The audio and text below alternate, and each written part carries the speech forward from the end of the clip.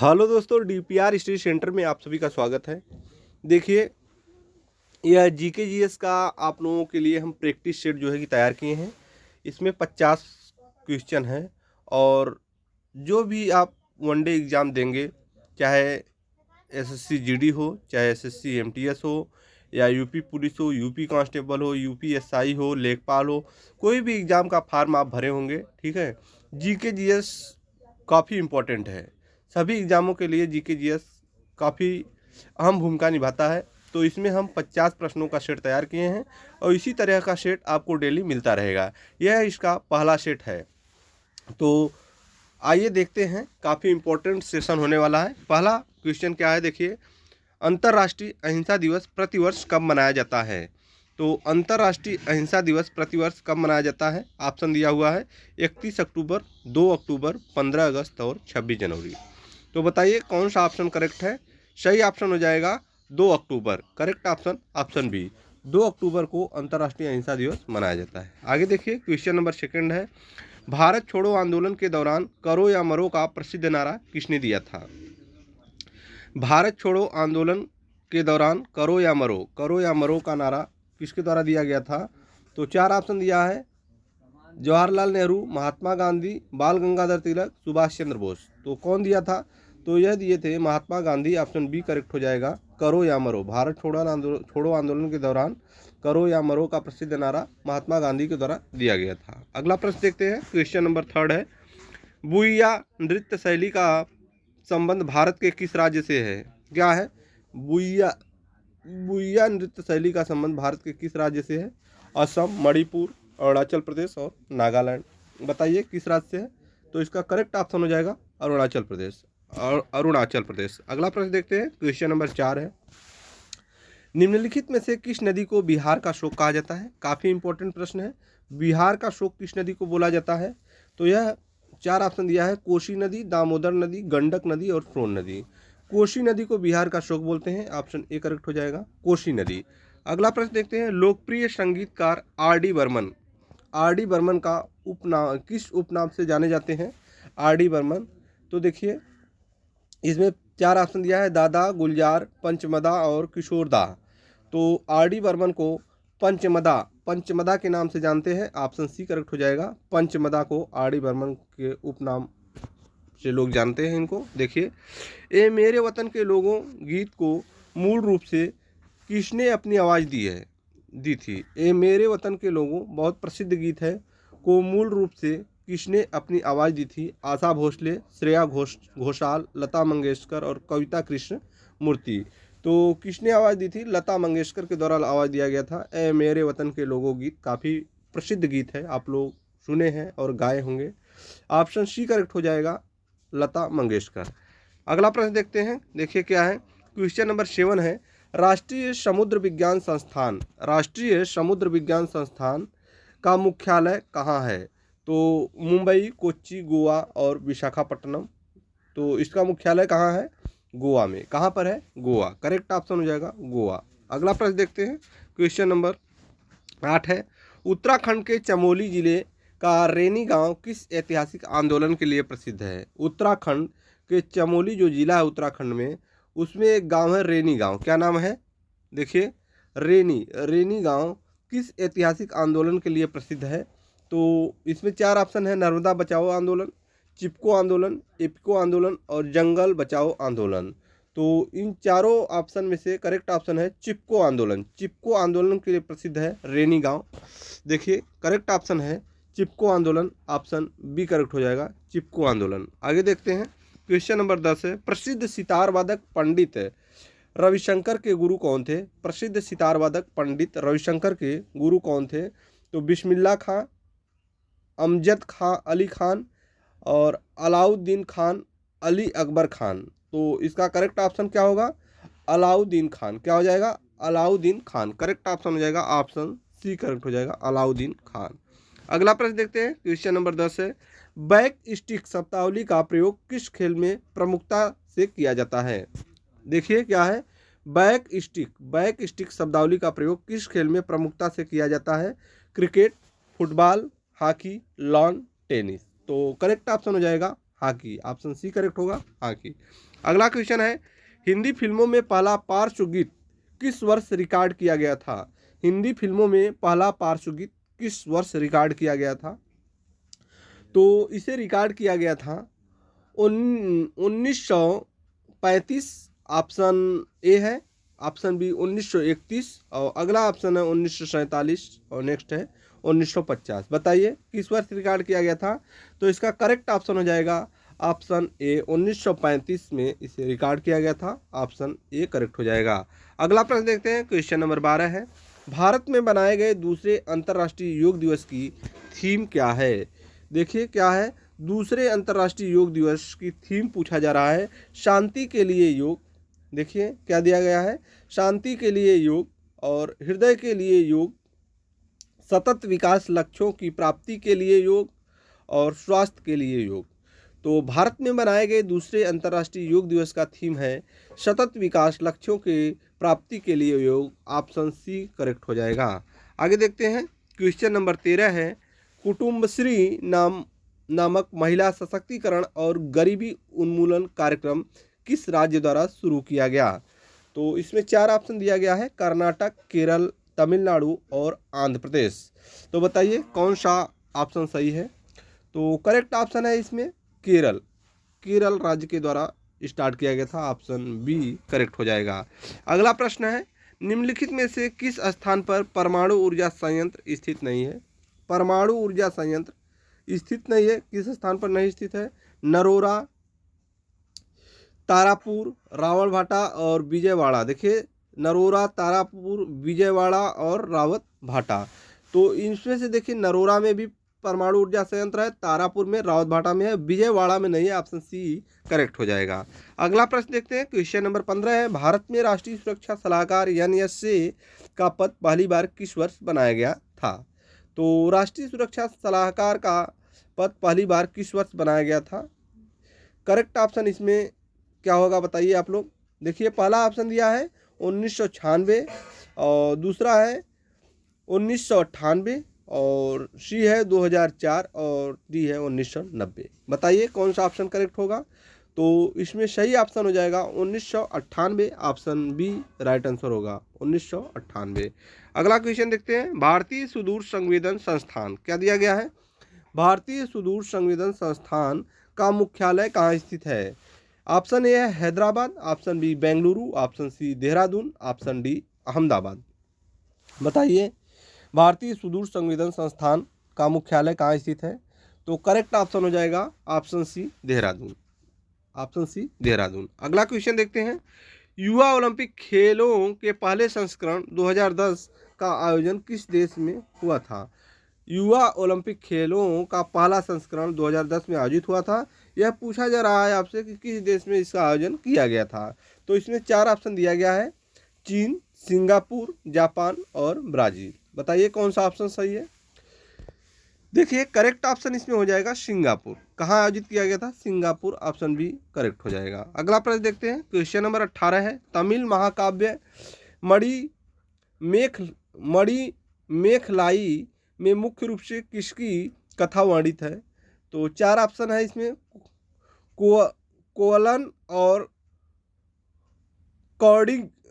कड़गी और कोलन और माधवी की पुत्री, राजा और रानी की, एक सन्यासी की। बताइए किसकी इसमें जो है कि किसकी कथा वर्णित है? तो इसमें करेक्ट ऑप्शन हो जाएगा कोलन और माधवी की पुत्री। Correct option option B, option B right answer होगा। ऑप्शन बी सही है। अगला प्रश्न देखते हैं, क्वेश्चन नंबर 19 है, grand old man of India. देखिए grand old man of India बार बार एग्जाम में पूछा जाता है। Grand old man of India Dadabhai Naoroji मुख्य रूप से किस पेशे से संबंधित थे?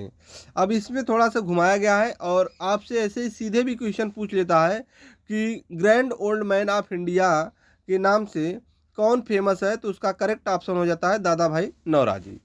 अब यहाँ पूछा जा रहा है कि grand old man of India Dadabhai Naoroji मुख्य रूप से किस पेशे से संबंधित थे? ये आपसे पूछा जा रहा है। क्वेश्चन नंबर 19, 4 ऑप्शन दिया गया है, व्यवसायी, वकील, शिक्षक और पत्रकार। तो इसमें करेक्ट ऑप्शन हो जाएगा, यह एक व्यवसायी थे। क्या थे? यह एक व्यवसायी थे। ऑप्शन ए करेक्ट हो जाएगा, व्यवसायी। अगला प्रश्न देखते हैं, क्वेश्चन नंबर 20 है। महान गायक मन्ना डे को किस वर्ष के लिए दादा साहब फाल्के पुरस्कार दिया गया था? तो मन्ना डे को किस वर्ष दादा साहब फाल्के पुरस्कार दिया गया था, यह पूछा जा रहा है। क्वेश्चन 20, ऑप्शन ए देखिए 2005 में, ऑप्शन बी 2007, ऑप्शन सी 2009 और ऑप्शन डी है 2011। बताइए मन्ना डे को किस वर्ष दादा साहब फाल्के पुरस्कार दिया गया था? तो करेक्ट ऑप्शन हो जाएगा 2007। ऑप्शन बी करेक्ट हो जाएगा 2007। अगला प्रश्न देखते हैं, क्वेश्चन नंबर 21 है। ठुमरी गायिका के संबंध में सही युग्म चुने। ठुमरी गायिका के संबंध में सही युग्म चुने। पूरब, गंभीर और पंजाब चंचल। पूरब, गंभीर और पंजाब चंचल। देखिए इसमें क्या है, क्वेश्चन नंबर 21 है, केवल एक, मतलब यहाँ पर आपको बताना है कि ये जो इनका रिलेशन दिया गया है, ये इनका क्या सिस्टम है, सही है या गलत है, क्या पोजीशन है इसका। तो ऑप्शन ए है केवल एक, ऑप्शन बी है एक और दो दोनों, ऑप्शन सी है केवल दो और ऑप्शन डी है कोई नहीं। तो इसमें क्या है कि दोनों जो है कि सही है, दोनों का रिलेशन सही है, यानी पूरब, गंभीर और पंजाब चंचल, यानी ऑप्शन बी करेक्ट हो जाएगा। एक और दो दोनों करेक्ट है। ठीक है, अगला प्रश्न देखते हैं। भारत का सबसे पहला क्षेत्रीय ग्रामीण बैंक कौन सा था? भारत का सबसे पहला क्षेत्रीय ग्रामीण बैंक कौन सा था? तो ग्रामीण बैंक, प्रथमा ग्रामीण बैंक, विकास बैंक और आर्यव्रत बैंक। तो इसका करेक्ट ऑप्शन हो जाएगा Prathama Gramin bank. Option B right answer है, प्रथमा ग्रामीण बैंक। अगला प्रश्न देखते हैं, क्वेश्चन नंबर 23 है। क्या दिया गया है देखिए। शास्त्रीय नृत्य कुचिपुड़ी का प्रदर्शन किस प्रकार के संगीत के साथ किया जाता है? शास्त्रीय नृत्य कुचिपुड़ी का प्रदर्शन किस प्रकार के संगीत के साथ किया जाता है? 4 ऑप्शन दिया गया है। Option A Kajri, option B Chaiti, option C Karnataka Sangeet, option D सूफी संगीत। 4 ऑप्शन दिया गया है। तो इसमें करेक्ट ऑप्शन हो जाएगा कर्नाटक संगीत। कुचिपुड़ी का प्रदर्शन किस प्रकार के संगीत के साथ किया जाता है? Karnataka Sangeet. Option C correct हो जाएगा। अगला प्रश्न देखते हैं, क्वेश्चन नंबर 24। 2003 में किस प्रसिद्ध नर्तकी को पद्म विभूषण से सम्मानित किया गया था? 2003 में किस प्रसिद्ध नर्तकी को पद्म विभूषण से सम्मानित किया गया था? क्वेश्चन नंबर 24 देखिए। Option A Sonal Mansingh, option B Yamini Krishnamurthy, option C Mrinalini Sarabhai, option D है बिरजू महाराज। तो इसका करेक्ट ऑप्शन हो जाएगा option A Sonal Mansingh. Option A हो जाएगा सोनल मानसिंह, राइट आंसर होगा। अगला प्रश्न देखते हैं, क्वेश्चन नंबर 25 है। 2019 में संगीत नाटक अकादमी फेलो को दी जाने वाली नगद राशि कितनी थी? संगीत नाटक अकादमी फेलो को दी जाने वाली नगद राशि कितनी थी? क्वेश्चन नंबर 25 है। तो ऑप्शन ए है 1 lakh, option B 3 lakh, option C है 5 लाख और ऑप्शन डी है 2 लाख। तो इसमें करेक्ट ऑप्शन हो जाएगा 3 लाख। ऑप्शन बी करेक्ट होगा 3 लाख। अगला प्रश्न देखते हैं, क्वेश्चन नंबर 26 है। प्रसिद्ध संगीतज्ञ E.M. सुब्रमण्यम किस वाद्य यंत्र के उस्ताद थे? E.M. सुब्रमण्यम किस वाद्य यंत्र के उस्ताद थे? तो इसमें तबला, बी सितार है और सी है घटम और डी है सारंगी। तो 26 का करेक्ट ऑप्शन हो जाएगा ऑप्शन सी घटम। अगला प्रश्न देखते हैं, क्वेश्चन नंबर 27 है। राजीव जनार्दन का संबंध किस शास्त्रीय वाद्य यंत्र से है? राजीव जनार्दन का संबंध किस शास्त्रीय वाद्य यंत्र से है? संतूर, सितार, बांसुरी और तबला। बताइए क्वेश्चन नंबर 27 किससे है इनका संबंध? तो करेक्ट ऑप्शन हो जाएगा option B sitar. Option B is the right answer. अगला प्रश्न देखते हैं, क्वेश्चन नंबर 28 है। गंगा सागर मेला हुगली नदी के तट पर किस राज्य में आयोजित होता है? गंगा सागर मेला हुगली नदी के तट पर किस राज्य में आयोजित किया जाता है? तो यह पश्चिम बंगाल, करेक्ट ऑप्शन हो जाएगा Paschim Bengal. Option C is the right answer होगा। अगला प्रश्न देखते हैं, चंपारण मेला प्रतिवर्ष छत्तीसगढ़ के किस जिले शहर में लगता है? चार ऑप्शन है, बिलासपुर और रायपुर, जगदलपुर और दुर्ग। चंपारण मेला प्रतिवर्ष छत्तीसगढ़ के किस जिले में आयोजित होता है? तो यह आयोजित होता है रायपुर। किस जिले में? Raipur. Option B is the right answer होगा। अगला प्रश्न है, क्वेश्चन नंबर 30 है, पूर्व भारतीय क्रिकेटर संजय माजरेकर की आत्मकथा का क्या नाम है? पूर्व भारतीय क्रिकेटर संजय माजरेकर के आत्मकथा का क्या नाम है? तो इसमें दिया है स्ट्रेट ड्राइव और प्लेइंग इट माई वे और इम्परफेक्ट सनी डेज। चार ऑप्शन है, तो इसका करेक्ट ऑप्शन हो जाएगा imperfect. Option C right answer होगा। अगला प्रश्न देखते हैं, क्वेश्चन नंबर 31 है, कंदरिया महादेव मंदिर में वह आंतरिक कक्ष जहां मुख्य देवता की मूर्ति होती है क्या कहलाता है? कंदरिया महादेव मंदिर में वह आंतरिक कक्ष जहां मुख्य देवता की मूर्ति होती है उसे क्या बोला जाता है? क्वेश्चन नंबर 31, गर्भगृह और मंडप, शिखर, विमान, उसे क्या बोलते हैं? तो इसका करेक्ट ऑप्शन हो जाएगा उसे गर्भगृह बोलते हैं। ऑप्शन ए राइट आंसर होगा। अगला प्रश्न देखते हैं, क्वेश्चन नंबर 32 है, श्री ब्रह्मपुरीश्वर मंदिर भारत के किस दक्षिणी राज्य में स्थित है? श्री ब्रह्मपुरीश्वर मंदिर भारत के किस दक्षिणी राज्य में स्थित है यह मंदिर? चार ऑप्शन है, केरल, तमिलनाडु, कर्नाटक और तेलंगाना। तो कहाँ पर स्थित है?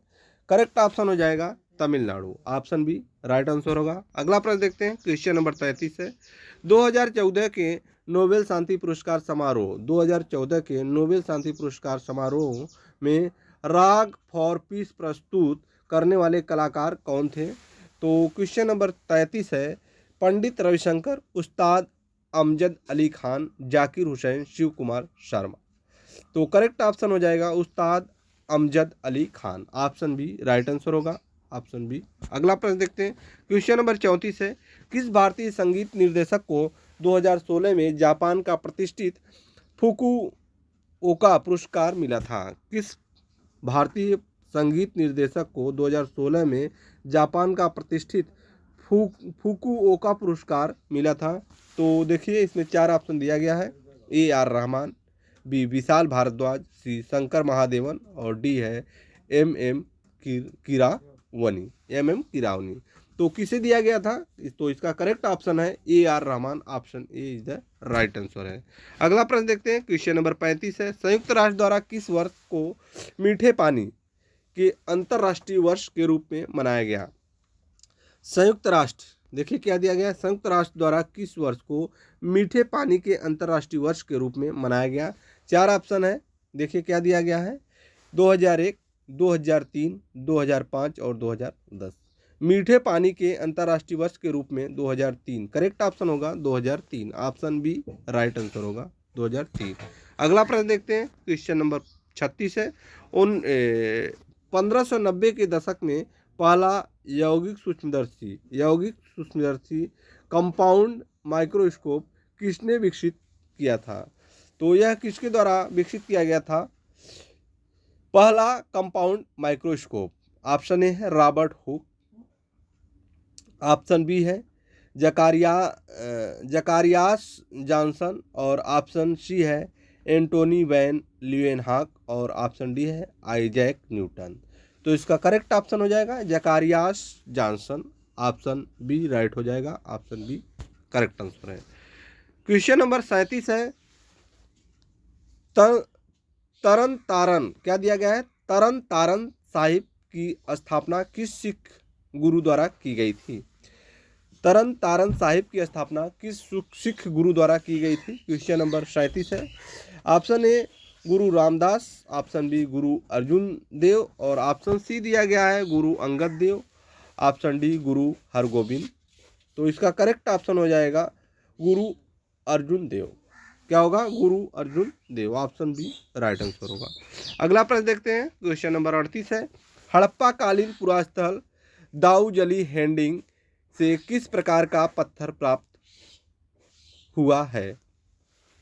चार ऑप्शन है, क्वार्ट्जाइट और बी है जेडाइट, और ऑप्शन सी है बलुआ पत्थर, ऑप्शन डी है चूना पत्थर। तो इसमें करेक्ट ऑप्शन हो जाएगा जेडाइट। क्या होगा? जेडाइट। ऑप्शन बी करेक्ट होगा, जेडाइट। अगला प्रश्न देखते हैं। क्वेश्चन नंबर 39 है, कैटल हुयूक किस काल का एक अत्यंत महत्वपूर्ण पुरास्थल है? कैटल हुयूक किस काल का एक अत्यंत महत्वपूर्ण पुरास्थल है? ऑप्शन ए नवपाषाण काल, ऑप्शन बी पुरापाषाण काल, ऑप्शन सी लौह युग, और ऑप्शन डी है मध्यपाषाण काल। तो इसमें करेक्ट ऑप्शन हो जाएगा नवपाषाण काल। ऑप्शन ए हो जाएगा नवपाषाण काल। अगला प्रश्न देखते हैं। क्वेश्चन नंबर 40 है, ऋग्वेद के अनुसार ऋषि विश्वामित्र ने किन दो नदियों की स्तुति देवियों के रूप में की है? गंगा और यमुना, ब्यास और सतलज, सिंधु और सरस्वती, नर्मदा और ताप्ती। तो किन दो नदियों की स्तुति देवियों के रूप में किया गया है? ब्यास और सतलज। करेक्ट ऑप्शन हो जाएगा ब्यास और सतलज। ऑप्शन बी राइट हो जाएगा। अगला प्रश्न देखते हैं। क्वेश्चन नंबर 41 है, प्राचीन भारतीय समाज में लोगों की रक्षा और न्याय का उत्तरदायित्व किस वर्ण का था? प्राचीन भारतीय समाज में लोगों की रक्षा और न्याय का दायित्व किस वर्ण का था? क्वेश्चन नंबर 41, यह क्षत्रियों का दायित्व था। ऑप्शन सी करेक्ट हो जाएगा। क्या हो जाएगा? क्षत्रियों का दायित्व। इसमें 4 ऑप्शन ब्राह्मण, वैश्य, क्षत्रिय और शूद्र दिया हुआ है। करेक्ट ऑप्शन हो जाएगा क्षत्रिय। ऑप्शन सी राइट आंसर होगा। क्वेश्चन नंबर 42 है, क्या दिया गया है देखिए। भगवान महावीर ने सत्य की खोज के लिए किस आयु में अपने घर का त्याग किया था? 4 ऑप्शन है, 25 वर्ष, 30 वर्ष और 35 वर्ष, 40 वर्ष। तो इसमें करेक्ट ऑप्शन हो जाएगा 30 वर्ष की आयु में। ऑप्शन बी करेक्ट होगा 30 वर्ष की आयु में। अगला प्रश्न देखते हैं। क्वेश्चन नंबर 43 है, बौद्ध स्तूप के चारों ओर भक्तों के चलने के लिए बने मार्ग को क्या कहा जाता है? बौद्ध स्तूप के चारों ओर भक्तों को चलने के लिए बने मार्ग को क्या कहा जाता है? Question number 43। 4 ऑप्शन दिया गया है, मेधी, प्रदक्षिणा पथ और तोरण, हर्मिका, वेदिका। 4 ऑप्शन दिया गया है। तो इसमें करेक्ट ऑप्शन हो जाएगा मेधी। क्या होगा? मेधी। ऑप्शन ए करेक्ट होगा मेधी। अगला प्रश्न देखते हैं। क्वेश्चन नंबर 44 है, सम्राट अशोक ने, देखिए क्या दिया गया है। सम्राट अशोक ने अपने साम्राज्य में सामाजिक और नैतिक समस्याओं को सुलझाने के लिए, देखिए क्या दिया गया है। सम्राट अशोक ने अपने साम्राज्य में सामाजिक और नैतिक समस्याओं को सुलझाने के लिए किसे नियुक्त किया था? तो क्वेश्चन नंबर 44 का है, option A Amatya, option B Dhamma Mahapatra, option C Rajjuk, option D है सेनापति। तो इसमें करेक्ट ऑप्शन हो जाएगा Dhamma Mahapatra. Option B right answer होगा। अगला प्रश्न देखते हैं। क्वेश्चन नंबर 45 है, प्रसिद्ध कवि हरिसेन सम्राट समुद्रगुप्त के दरबार में किस पद पर आसीन नहीं थे? प्रसिद्ध कवि हरिसेन सम्राट समुद्रगुप्त के दरबार में किस पद पर आसीन नहीं थे? 4 ऑप्शन दिया गया है, महादंडनायक, बी कुमारमात्य, सी नगर श्रेष्ठी, डी है संधि विग्रही। तो इसमें करेक्ट ऑप्शन क्या हो जाएगा? किस पद पर वह आसीन नहीं थे? सही ऑप्शन हो जाएगा नगर श्रेष्ठी, इस पद पर आसीन नहीं थे। ऑप्शन सी राइट आंसर हो जाएगा नगर श्रेष्ठी। अगला प्रश्न देखते हैं। क्वेश्चन नंबर 46, संविधान सभा में प्रसिद्ध उद्देश्य प्रस्ताव, संविधान सभा में प्रसिद्ध उद्देश्य प्रस्ताव किसने प्रस्तुत किया था? 4 ऑप्शन दिया गया है, डॉक्टर भीमराव अंबेडकर और सरदार वल्लभ भाई पटेल, जवाहरलाल नेहरू और डॉक्टर राजेंद्र प्रसाद। कौन सा ऑप्शन सही होगा? तो देखिए करेक्ट ऑप्शन हो जाएगा Jawaharlal Nehru. Option C right answer होगा जवाहरलाल नेहरू।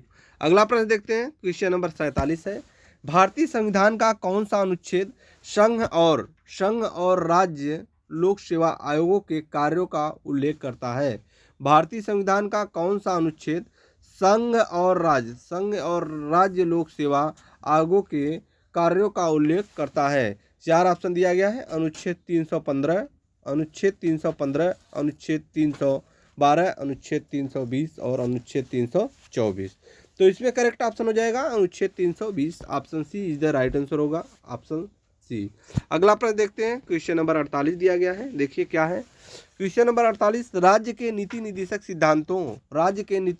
सिद्धांतों के तहत कौन सा अनुच्छेद आजीविका के पर्याप्त साधन का निर्देश देता है? आजीविका के पर्याप्त साधन का निर्देश देता है। क्वेश्चन नंबर 48 है, ऑप्शन ए है अनुच्छेद 39, ऑप्शन बी अनुच्छेद 40, ऑप्शन सी है अनुच्छेद 44 और ऑप्शन डी दिया गया है अनुच्छेद 48।